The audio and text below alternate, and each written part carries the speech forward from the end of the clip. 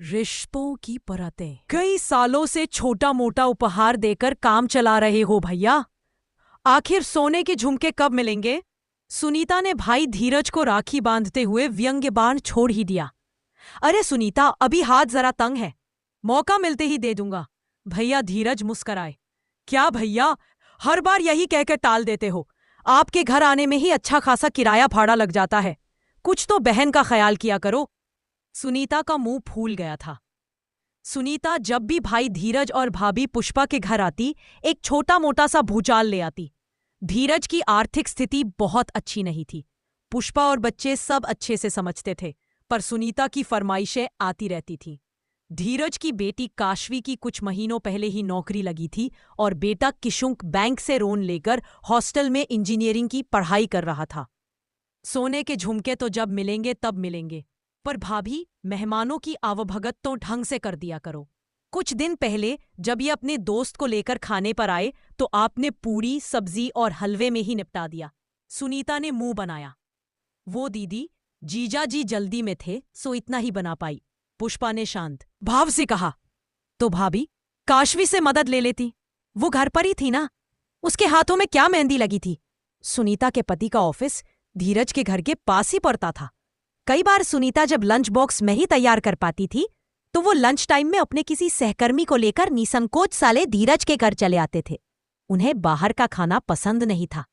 कुछ दिन पहले भी ऐसा ही हुआ था और पुष्पा ने फटाफट खाना बनाया था क्योंकि उन्हें जल्दी ऑफिस वापस पहुंचना था।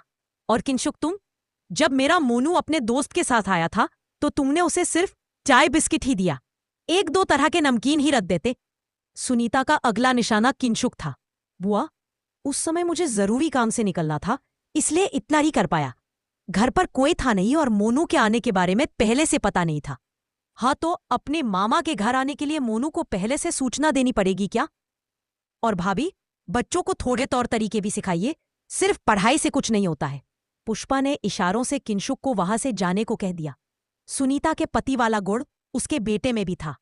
वह भी पापा की तरह बिना बताए दोस्तों को लेकर मामा के घर आ जाता था। अचानक आए मेहमानों के स्वागत में कोई कसर रह जाने पर पति या पुत्र को भले ही कोई आपत्ति न हो, पर सुनीता आतिथ्य का सूक्ष्म निरीक्षण कर कहीं भी कोई कमी मिलने पर भाई का पूरा घर सिर पर उठा लेती थी। समय बीतने के साथ ना तो सुनीता के रंग ढंग में कोई परिवर्तन आया और ना ही काशवी की चिढ़ में। 1 वर्ष बाद काशवी का विवाह ऋषभ से हो गया। ऋषभ के परिवार में उसकी मम्मी अनीता और बड़ा भाई रजत था। ऋषभ के पिता का स्वर्गवास हो चुका था। ऋषभ की छोटी बहन तनिका विवाह के बाद उसी शहर में रहती थी। ऋषभ के बड़े भाई रजत का अपनी पत्नी से मनमुटाव चल रहा था। वह देवर ऋषभ की शादी में भी नहीं आई थी। ऋषभ और सास अनीता दोनों ही सुलझे हुए विचारों के थे। काशवी सोच रही थी कि आखिर उसकी जेठानी घर छोड़कर क्यों गई होंगी। ऋषभ और मम्मी जी ने उसे थोड़ी बहुत बातें संक्षेप में बताई थी। काशवी को ससुराल में आए 1 महीना भी नहीं हुआ था कि एक दिन उसकी सास यानी मम्मी जी ने बताया कि ऋषभ की रंजना बुआ अगले दिन 1 सप्ताह के लिए रहने आ रही हैं।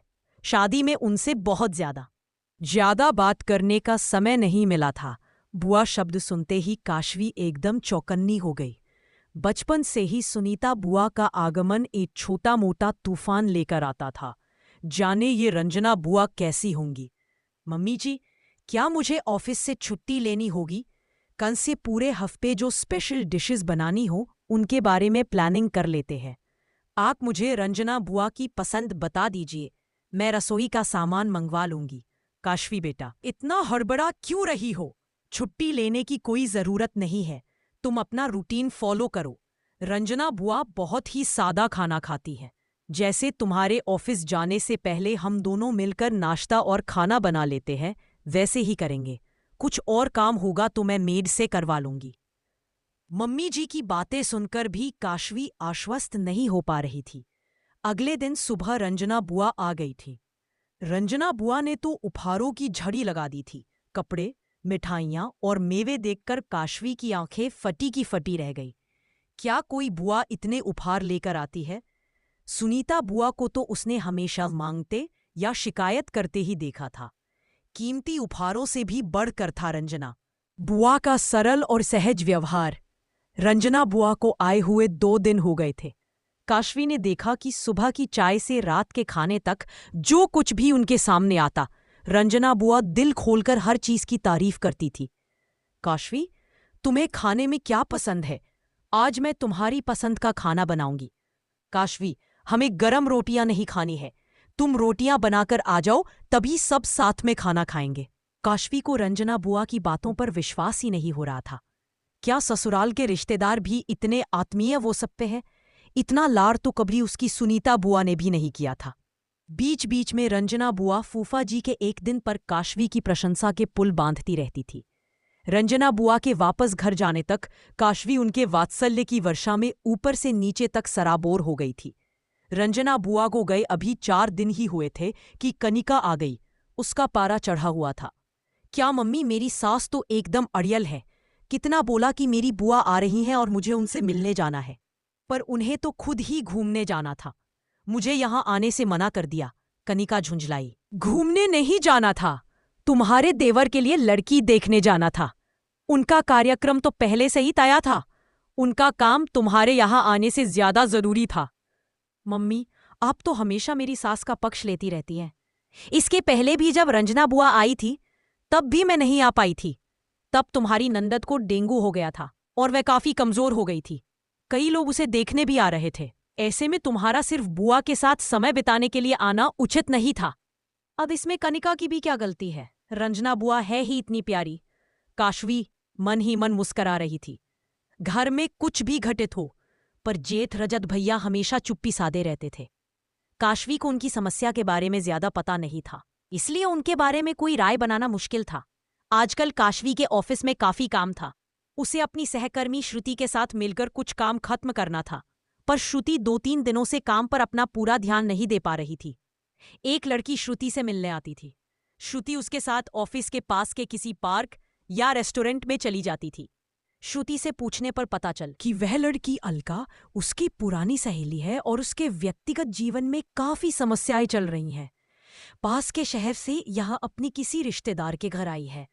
अलका को दिल्ली में नई नौकरी शुरू करनी है। अलका को जिस जगह पर दिल्ली में रहना था, वहां पर श्रुति 2 साल पीजी में रहकर नौकरी कर चुकी थी। अलका को अभी तक दिल्ली में उस जगह पर बढ़िया पीजी मिल नहीं पाया था, इसलिए उसको श्रुति से कुछ ना कुछ जानकारी चाहिए होती थी। आखिरकार अलका को एक अच्छा पीजी मिल ही गया था। चलो, अलका को पीजी मिल गया। अगले हफ्ते वह वहां चली जाएगी और मेरा काम खत्म हुआ। अलका की मम्मी उसके दिल्ली में अकेले रहने को लेकर काफी तनाव में थी। काशवी, अब तुम भी मेरा एक काम कर दो। तुम इसी शहर की हो, मेरे लिए एक बढ़िया सी गिटार की क्लास ढूंढ दो। मुझे वीकेंड पर गिटार सीखना है। ऑफिस का जरूरी काम खत्म होते ही काशवी को माँ और पापा की याद आने लगी। एक ही शहर में रहते हुए भी वह कितने दिनों तक उनसे मिल नहीं पाती थी। 2 दिन की छुट्टी लेकर उसने मायके जाने का कार्यक्रम बनाया। सरप्राइज देने के इरादे से वह जब वहां पहुंची तो घर पर ताला बंद था। आज सुबह ही तो उसने पापा से फोन पर बात की थी और घुमा फिराकर पूछ भी लिया था कि माँ और पापा घर पर ही हैं। अब वे अचानक कहाँ चले गए? अरे बिन्नी, तुम कब आई? आओ मेरे घर में आराम से बैठो, माँ पापा आ जाएंगे। पड़ोस वाली आंटी ने उसे बुला लिया था। आंटी के घर पर बैठे आधा घंटा ही हुआ था कि बाहर माँ पापा के आने की हलचल सुनाई दी। माँ पापा काशवी को देखकर बहुत खुश हुए। माँ ने जल्दी से प्रेशर कुकर में खिचड़ी बनने को रख दी। क्या हुआ माँ, कहाँ से आ रही है? अरे, तुम्हारी सुनीता बुआ ने अचानक फोन करके हमें खाने पर बुला लिया। जिद कर रही थी कि छोले भटूरे खाने आ जाओ। हम दोनों वहां पहुंचे ही थे कि बुआ की ऊपर की मंजिल वाले पड़ोसी की मेड ने गलती से उनकी बालकनी में पानी गिरा दिया। उसके बाद सुनीता बुआ ने ऐसी घमासान लड़ाई शुरू की जो थमने का नाम ही नहीं ले रही थी। छोले उबले पड़े हुए थे, मैदा गुंथा हुआ था। हमने कई बार सुनीता को शांत करने की कोशिश की, पर उसने हमारी एक ना सुनी। आखिरकार हम दोनों ने वहां से वापस आने में ही अपनी भलाई समझी। माँ पूरी बात एक सांस में ही बोल गई थी। अगले दिन दोपहर में काशवी माँ के साथ बाजार निकली। यह बाजार उसे बहुत पसंद था। उसका ससुराल और ऑफिस शहर के दूसरे छोर पर होने के कारण यहाँ शॉपिंग करने वह बहुत दिनों बाद आई थी। बाजार पहुंचते ही माँ की सहेली का फोन आ गया। मुझे आंटी से कुछ जरूरी बात करनी है। मैं यहाँ रेस्टोरेंट में कॉफी पीते हुए बात करती हूँ। बात खत्म होते ही आ जाऊंगी। माँ ने काशवी को भेज दिया था। बाजार में घूमते हुए काशवी की नजर अचानक रंजना बुआ पर पड़ी। रंजना बुआ श्रुति की सहेली अलका के साथ थी। काशवी रंजना बुआ की तरफ बढ़ने लगी। तब तक अलका कपड़े देखते देखते दुकान में अंदर की तरफ चली गई थी। उसने काशवी को नहीं देखा। काशवी ने रंजना बुआ को आवाज दी तो वे ठिठक गईं। काशवी को देखते ही रंजना बुआ के चेहरे का रंग उड़ गया। काशवी को बाजार में देखकर जाने क्यों घबरा गईं बुआ जी। अरे बिन्नी, तुम? रंजना बुआ को काशवी का यह नाम मालूम जरूर था, पर उन्होंने उसे कभी बिन्नी कहकर नहीं बुलाया था। रंजना बुआ का सफेद पड़ता चेहरा और उसे बिन्नी कहकर संबोधित करना काशवी को थोड़ा अजीब लगा। उधर अलका लेटेस्ट डिजाइन के कपड़े देखने में व्यस्त थी। ना जाने क्यों रंजना बुआ काशवी से पीछा छुड़ाने के मूड में थी। तब तक माँ का फोन भी आ गया। रंजना बुआ के पैर छूकर काशवी ने उनसे विदा ली तो बुआ की जान में जान आ गई। काशवी ने बाजार में अलका के हाथ पर तितली का टैटू देखा था। काशवी को ऐसा लगा कि वो तितली के टैटू वाला हाथ उसने पहले भी कहीं देखा है। एक बार ऑफिस में उसने अलका को करीब से देखा था, पर शायद उस दिन उसने पूरी बाजू के कपड़े पहने थे, इसलिए टैटू दिखा नहीं था। दिमाग पर बहुत जोर डालने पर भी काशवी को ये याद नहीं आ रहा था कि ये टैटू उसने कहाँ देखा था। माँ पापा के साथ काशवी का समय तो बहुत अच्छा बीता, पर दिन में रंजना बुआ को लेकर सवाल उठते रहे। काशवी ने ऑफिस आते ही श्रुति को फोन में रंजना बुआ की तस्वीर दिखाई तो श्रुति ने बताया कि वे अलका की आंटी हैं और उन्होंने ही अलका को दिल्ली में नौकरी दिलवाने में मदद की है। श्रुति उनसे एक बार मिली है। श्रुति अलका की आंटी ऋषभ की सगी बुआ है। अच्छा, असल में अलका मेरी कजिन की फ्रेंड है। अपनी कजिन के कहने पर मैंने अलका की मदद की। चलो, अच्छा है कि अलका की आंटी तुम्हारी रिश्तेदार है। आगे से अलका का कोई काम होगा तो तुम ही कर देना।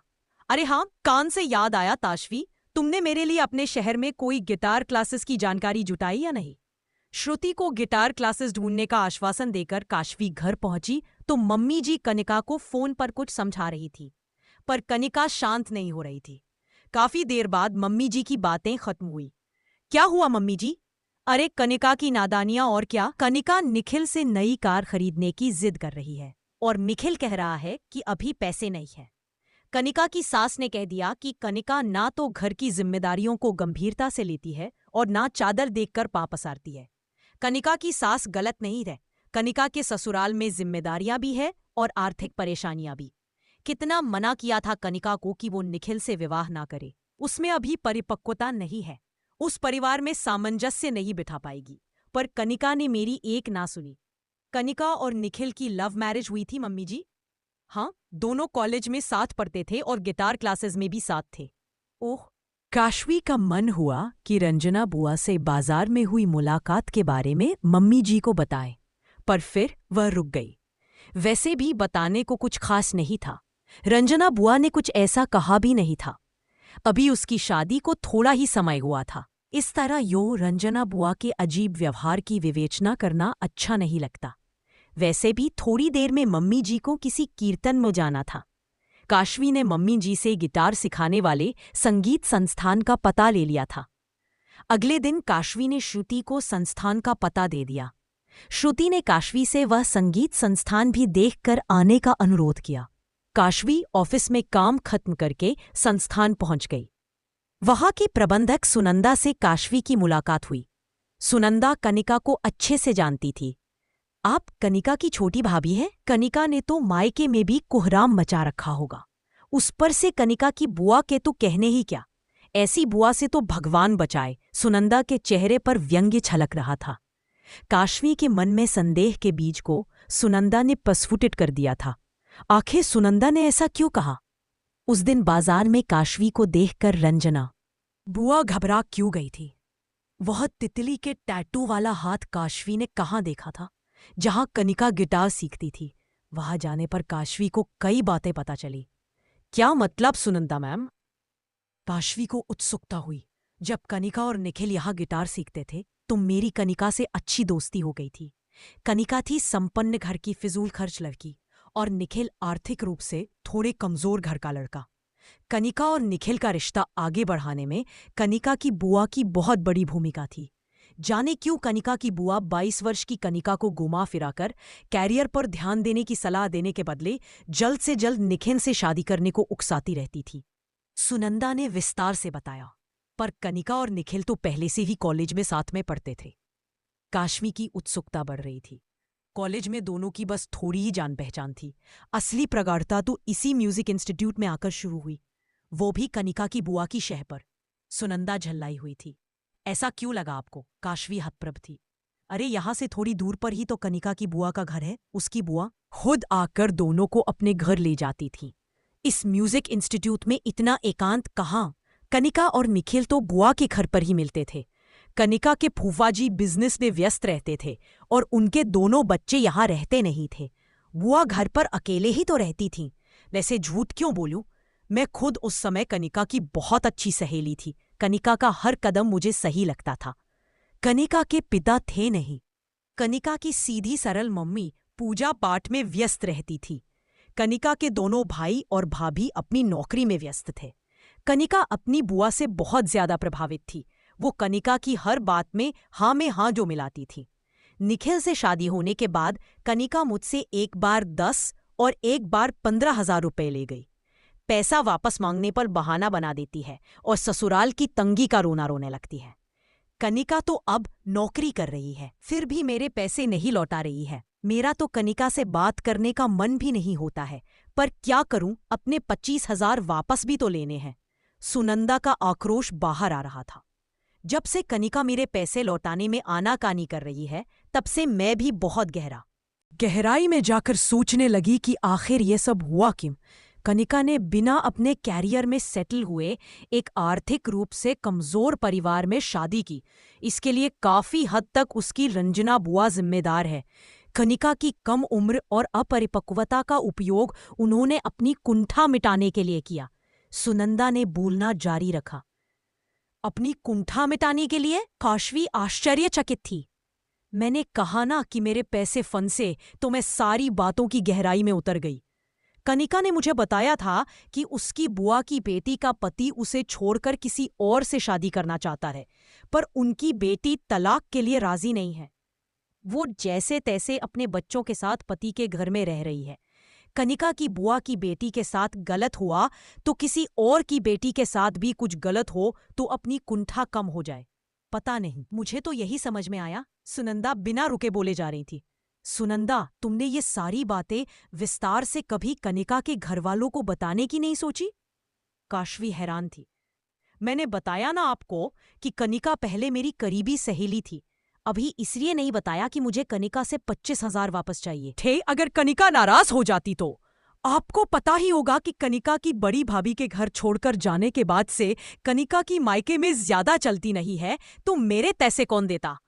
जहां तक गुआ की बात है, उनका व्यवहार इतना मीठा है कि कनिका के घरवाले मेरी बात पर भरोसा ही नहीं करते। 2 दिन पहले मैंने कनिका की फेसबुक पर तस्वीरें देखी। उसने अपनी नई सहेलियों को महंगे रेस्टोरेंट में बर्थडे पार्टी दी। मेरे तो तन बदन में आग लग गई। मेरा उधार लौटाया नहीं और पैसे उड़ा रही है। आज आप खुद यहाँ आई और कनिका का नाम लिया तो मैं सब कुछ बताने से अपने आप को रोक नहीं पाई। और तो और आपकी बुआ जी कनिका को आपकी जेठानी के खिलाफ भड़काती रहती थी। अब शायद आपकी बारी है। सुनंदा का गुस्सा 7वें आसमान पर था। मेरी जेठानी? ओह, उन्हें तो मैं भूल ही गई थी।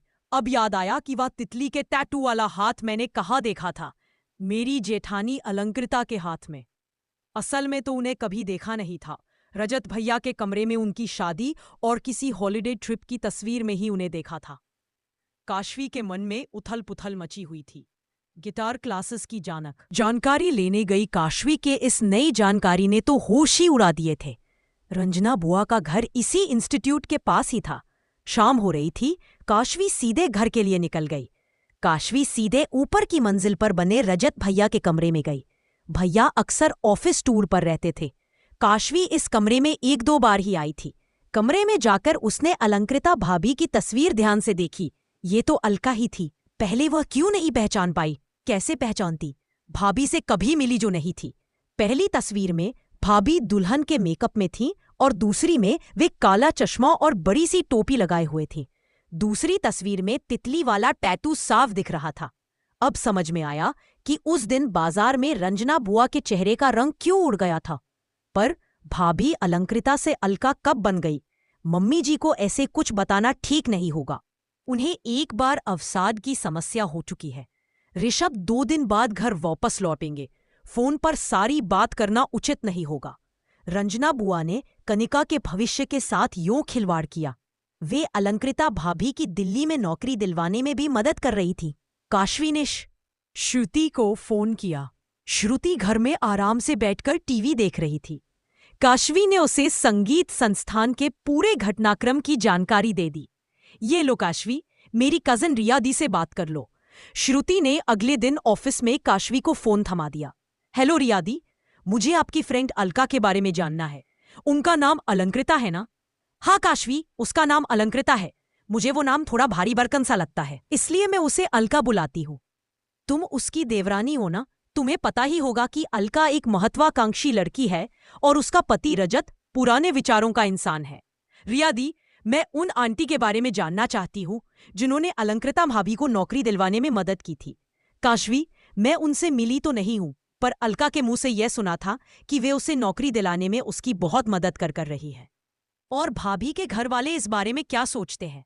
काशवी, अलका का जन्म कई वर्षों की प्रतीक्षा के बाद हुआ था, इसलिए उसके माता पिता को अलका की इच्छा के सिवा और कुछ नजर नहीं आता है। अलका की माँ उसके हर कदम को सही ठहराती है। अब जब अलका काफी समय से मायके में रह रही थी तो उसके पापा उसे उसकी गलतियां बताने लग गए थे, इसलिए उसने दिल्ली जाने का निर्णय ले लिया। रिया दी ने सब स्पष्ट कर दिया था। मम्मी जी को अभी कुछ भी बताने को ऋषभ ने मना किया था। ऋषभ और काशवी अपने बेडरूम में बैठकर पूरे घटनाक्रम पर विचार कर रहे थे। काशवी, मुझे यह सोच सोचकर गुस्सा आ रहा है कि रंजना बुआ ने पहले कनिका को राह से भटकाया और अब भैया भाभी के अलगाव को हवा दे रही है। पुषभ, मुझे पिछली बातें विस्तार से बताओ। कनिका का कैरियर पर ध्यान देने के बदले जल्दबाजी में शादी कर लेना मम्मी को अंदर तक आहत कर गया था। शादी के बाद वही हुआ जिसका डर था। कनिका ससुराल में सामंजस्य नहीं बिठा पा रही थी। वहां पर जिम्मेदारियां बहुत थी और सुख सुविधाएं बहुत कम। आए दिन कनिका यहां आकर बैठ जाती और हमसे अपने शौक पूरे करवाती। इन्हीं सब बातों को लेकर कनिका और अलंकृता भाभी में कई बार बहस हो जाती थी।